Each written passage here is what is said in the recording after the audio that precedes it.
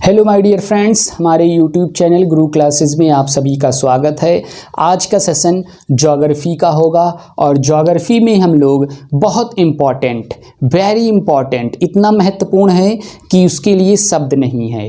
क्या है? सूर्य ग्रहण और चंद्र ग्रहण कैसे लगता है ये देखेंगे और क्यों लगता है ये देखेंगे। वहाँ से बनने वाले सभी महत्वपूर्ण क्वेश्चन पर हम लोग चर्चा भी करें। तो सबसे पहले आप लोग वीडियो को लाइक, शेयर और जिन लोगों ने अभी तक चैनल को सब्सक्राइब नहीं किया है वो चैनल को सब्सक्राइब कर दें। तो आज का सेशन ज्योग्राफी का होगा और ज्योग्राफी में भी हम लोग सूर्य ग्रहण और चंद्र ग्रहण को पढ़ेंगे। तो आइए हम लोग अपने सेशन को स्टार्ट करते हैं। सबसे पहले हम लोग देखेंगे, क्या देखेंगे? सूर्य ग्रहण। कौन सा ग्रहण देखेंगे? सूर्य ग्रहण। इसी सूर्य ग्रहण को हम लोग क्या कहते हैं? अमावस्या कहते हैं। क्या कहते हैं? अमावस्या कहते हैं। इसी सूर्य ग्रहण को अमावस्या कहते हैं और इसी को एक और नाम से क्या कहते हैं? युति कहते हैं। कौन सा नाम? युति कहते हैं। कहने का मतलब ये हुआ कि सूर्य ग्रहण कहें या अमावस्या कहें, युति कहें, सब एक ही चीज़ें हैं। होता क्यों है? सबसे पहले हम लोग देखेंगे क्या? सूर्य। सूर्य, ये हो गया सूर्य। सूर्य ऐसे ही होता है, सभी लोगों को पता है। सूर्य एक क्या है? तारा है। इसी प्रकार से सूर्य होता है और यहाँ पर होता है, ये हो गई पृथ्वी। ई मतलब अर्थ, यहाँ लिख दें अर्थ मतलब ई मतलब पृथ्वी। अब ये हो गया मून। यम मतलब मून। मून मतलब चंद्रमा। ये चंद्रमा इस पृथ्वी का चक्कर लगाता है। तो पृथ्वी यहाँ है, चंद्रमा कभी यहाँ पर होगा तो चंद्रमा कभी यहाँ पर होगा, कभी चंद्रमा यहाँ पर होगा, कभी चंद्रमा यहाँ पर होगा। जब चंद्रमा यहाँ पर होगा तो इन तीनों जगहों पर नहीं होगा, जब चंद्रमा यहाँ पर होगा तो इन तीनों जगहों पर नहीं होगा, लेकिन जब चंद्रमा यहाँ पर होगा तो इन तीनों जगहों पर नहीं होगा, जब यहाँ पर होगा तो इस पे चंद्रमा नहीं होगा। कहने का अर्थ ये हुआ कि चंद्रमा एक ही है, वो एक ही स्थान पे रह सकता है। यहाँ पर होगा तो इन तीनों जगहों पर नहीं होगा, यहाँ पर होगा तो इसी प्रकार से ऐसे एक स्थान पर चंद्रमा होगा, सिर्फ एक स्थान पे। ये जो पृथ्विया है, ये अर्थ मतलब पृथ्वी। ये जो पृथ्विया है, पृथ्विया किसका चक्कर लगाता है? सूर्य का चक्कर लगाता है। और ये जो चंद्रमा है ये पृथ्वी का चक्कर लगाता है। कहने का मतलब कि ये पृथ्विया सूर्य के चक्कर में पड़ी है और ये जो चंद्रमा है ये पृथ्वी के चक्कर में पड़ा है। तो पृथ्वी जो है ये सूर्य के चक्कर में पड़ा है और जो चंद्रमा है ये पृथ्वी के चक्कर में पड़ा है। अब ये इसके चक्कर में पड़ा है, ये इसके चक्कर में पड़ा है। होगा क्या? देखिए, ये चंद्रमा पृथ्वी के चक्कर में है, चारों तरफ घूमता है। इसे एक बार लिख लीजिए, जो पॉइंट आए उसे लिखते जाइए। पॉइंट क्या था कि पृथ्वी सूर्य का और चंद्रमा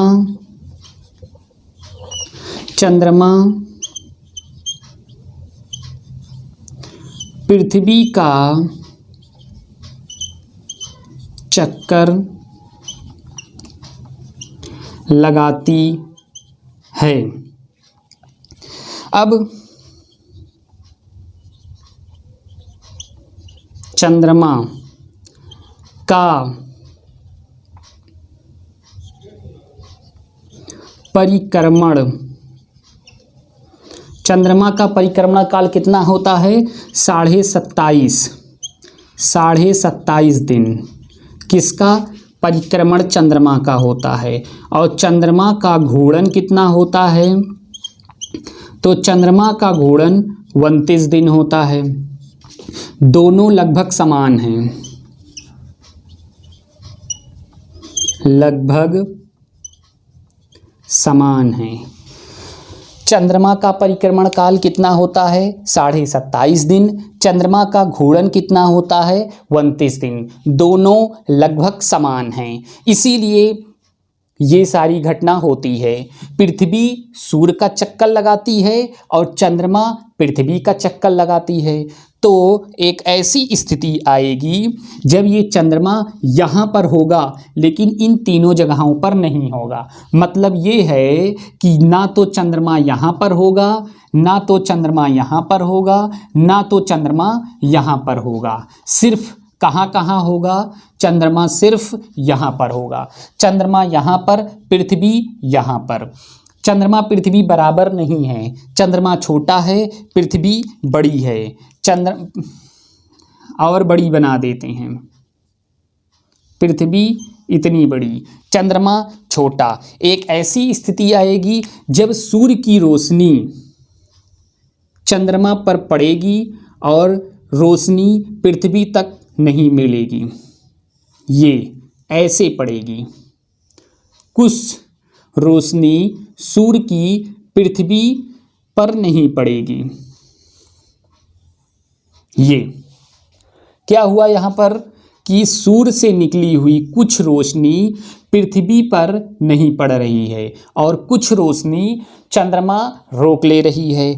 तो ये जो चंद्रमा रोक ले रहा है, इतना अंधेरा हो जा रहा है, इसी स्थिति को क्या कहते हैं? सूर्य ग्रहण कहते हैं, या फिर अमावस्या कहते हैं, या फिर युति कहते हैं। कि सूर्य और पृथ्वी के बीच अगर चंद्रमा आ जाता है तो इसी स्थिति को सूर्य ग्रहण कहते हैं, और ये जो काला भाग है इसी को सूर्य ग्रहण कहेंगे। मतलब ये हुआ कि तीनों एक सीध में आ जाएं और बीच में कौन हो? चंद्रमा हो, तो इसी स्थिति को सूर्य ग्रहण कहते हैं। एक कैलेंडर वर्ष में कितने सूर्य ग्रहण होते हैं? तो इसे भी हम लोग लिखते हैं एक कैलेंडर वर्ष में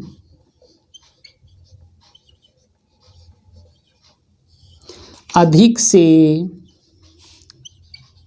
एक कैलेंडर वर्ष में अधिक से अधिक 7 ग्रहण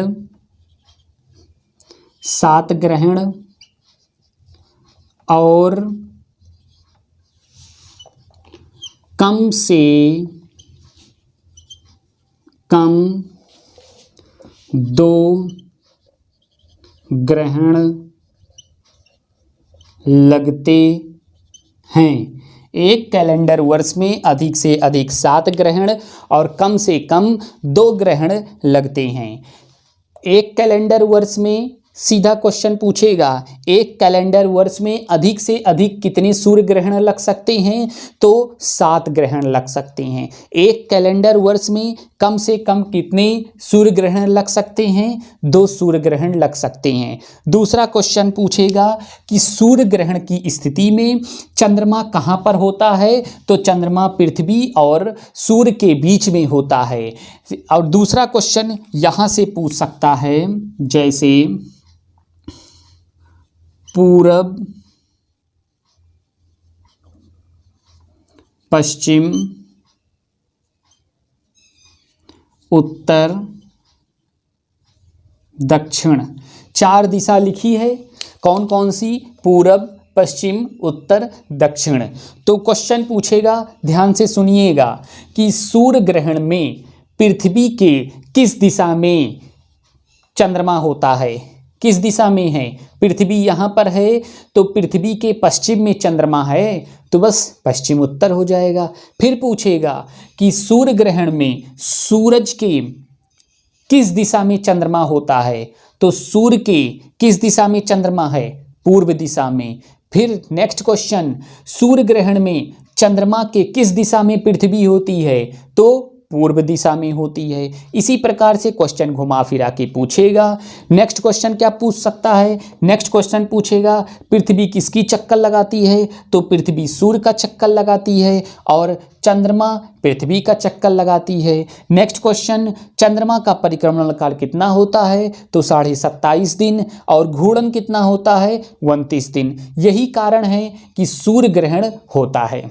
सूर्य ग्रहण कब होता है? जब सूर्य की रोशनी पूरी तरीके से पृथ्वी पर नहीं पड़ती है, बीच में चंद्रमा आ जाता है। तो चंद्रमा के आने के कारण पृथ्वी पर जो छायांकित भाग होता है उसी को हम लोग सूर्य ग्रहण कहते हैं। इसी स्थिति को किस दिन होता है? तो अमावस्या के दिन ही सूर्य ग्रहण लगता है और इसी स्थिति को युति कहते हैं। अब नेक्स्ट हम लोग देखेंगे चंद्र ग्रहण।